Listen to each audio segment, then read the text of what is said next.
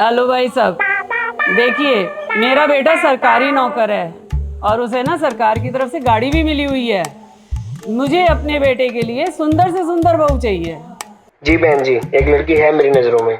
मैं अभी जाके उन्हें इन्फॉर्म करता हूँ और आपको लोकेशन भेजता हूँ और आप जाके पता कर लेना। ठीक है, आप भेज दीजिए एड्रेस। मैं और मेरी बेटी जाके देख आएंगे कि कैसी है लड़की, फिर बताती हूँ मैं आपको।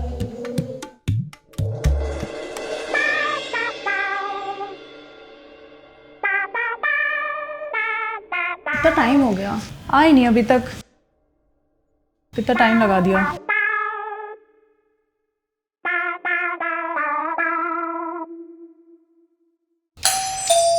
अरे लगता है आ गए।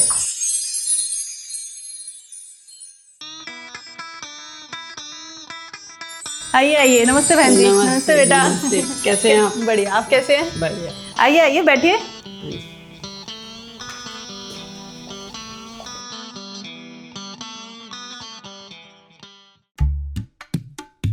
कैसे हैं आप लोग? बहुत बढ़िया, आप कैसे हैं? बहुत अच्छे। सॉरी, हम ना थोड़ा लेट हो गए। कोई बात नहीं। जाओ बेटा, चाय ले आओ आंटी के लिए।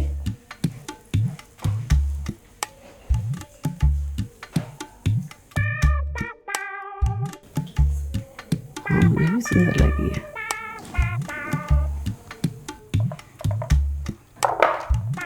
जी जी।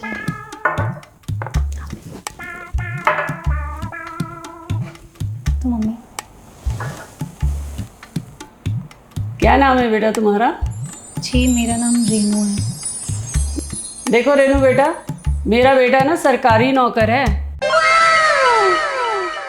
और उसे सरकार की तरफ से गाड़ी भी मिली हुई है। हाँ बहन जी, बताया था मुझे मैट्रिमोनियल साइट वाले ने कि आपका बेटा सरकारी नौकरी है और उसको सरकारी गाड़ी भी मिली हुई है। बिल्कुल सही बताया था उन्होंने मेरे बेटे के बारे में। अब मुझे आप अपनी बेटी रेनू के बारे में कुछ बताएं। जी आप खुद ही पूछ लीजिए, आपके सामने ही है। देखो रेनू बेटा, खाना वगैरह बनाना जानती हो अच्छे से? हाँ जी, बना लेती हूँ पर अभी अच्छे तरीके से नहीं आता। देखो बेटा, खाना तो तुम्हें बनाना सीखना पड़ेगा क्योंकि हर सास की इच्छा होती है वो अपने बहू के हाथ का स्वादिष्ट खाना खाए। मेरी बेटी को तो ढंग से मैगी भी बनानी नहीं आती। चिंता मत करिए बहन जी, मैं सिखा दूंगी सब इसको। मगर शादी के बाद तुम राज करोगी राज। कपड़े वगैरह सिल लेती हो, ब्लाउज पेटीकोट वगैरह? जी नहीं, मैं वो दरअसल रेडीमेड ही सूट पहनती हूँ। तो बेटा सिलाई भी सीख ही लेना क्योंकि इमरजेंसी में कभी कपड़ों में फिटिंग ना हो तो वो करनी पड़ती है। तो वो सिलाई मशीन घर में है ही, वो आती होगी तो तुम कभी भी कपड़ों को फिट कर सकते हो अपने हिसाब से। वैसे तुम किसी बात की चिंता मत करना, मेरे बेटे से अगर तुम्हारी शादी हो गई ना तो तुम राज करोगी राज। जी। अरे हाँ, मैं तो भूल ही गई, झाड़ू पोछा कर लेती हो ना? जी उन सब काम के लिए तो घर में काम वाली आती है। हाँ, वो काम वाली तो आती हैं, पर अगर काम वाली की बजाय तुम करोगी तो सारा दिन तुम्हारा समय भी बीत जाएगा और फिजिकली भी फिट रहोगी, जिम जाने की ज़रूरत ही नहीं पड़ेगी। बाकी चिंता किसी बात की नहीं है, तुम्हारी शादी मेरे बेटे से होगी तो राज करोगी राज।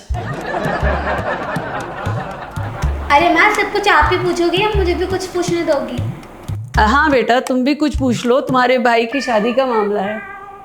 आपको ब्यूटी पार्लर का काम आता है क्या? जी नहीं, लेकिन जब ज़रूरत पड़ती है तो मेरी गली में एक पार्लर है, मैं वहीं जाके रेडी हो जाती हूँ।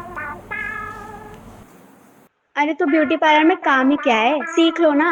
हमारे गली के बाहर जो ब्यूटी पार्लर है उसमें बहुत भीड़ रहती है और वो पैसे भी बहुत ज्यादा लेती है। अगर हमें कहीं आना जाना हुआ तो घर से ही रेडी होके निकल लेंगे ना।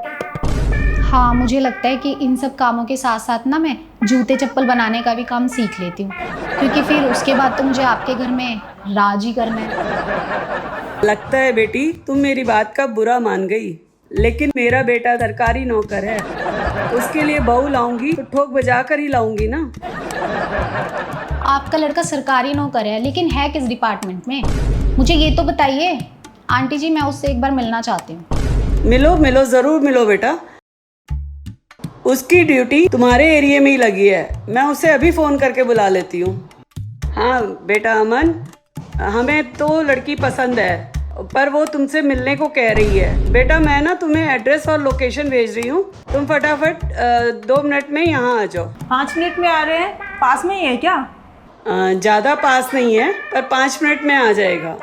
अरे उसने कौन सा पैदल आना है, सरकारी गाड़ी है उसके पास।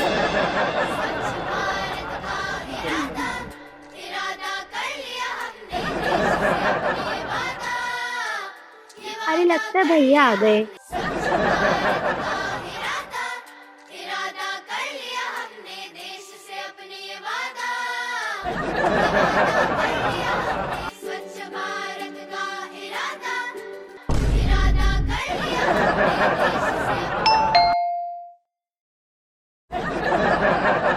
लो आ गया मेरा राजा बेटा। बेटा हमें तो लड़की पसंद आ गई है, अब तू देख ले, तुझे पसंद हो तो हम रिश्ता पक्का कर दें। हाँ माँ, लड़की तो मैंने को पसंद है, आप पक्का करो रिश्ता। तो यही है वो मास्टर जी जिनके लिए मुझे इतना सब कुछ सीखना पड़ेगा। ऐसा है, तुम लोग जा रहे हो यहाँ से या तुम्हें धक्के मार के निकालूं? अरे बेटी सोच लो एक बार, फिर शादी के बाद राज करोगी राज। तुम लोग ऐसे ही चले जाओगे या उसी सरकारी गाड़ी में तुम्हें लाद के भेजूं?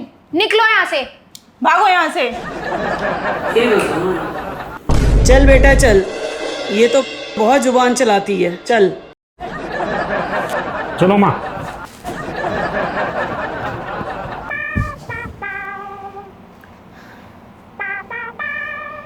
राज करोगी राज। कुछ भी मम्मी, सरकारी गाड़ी है कितने से कद का हो?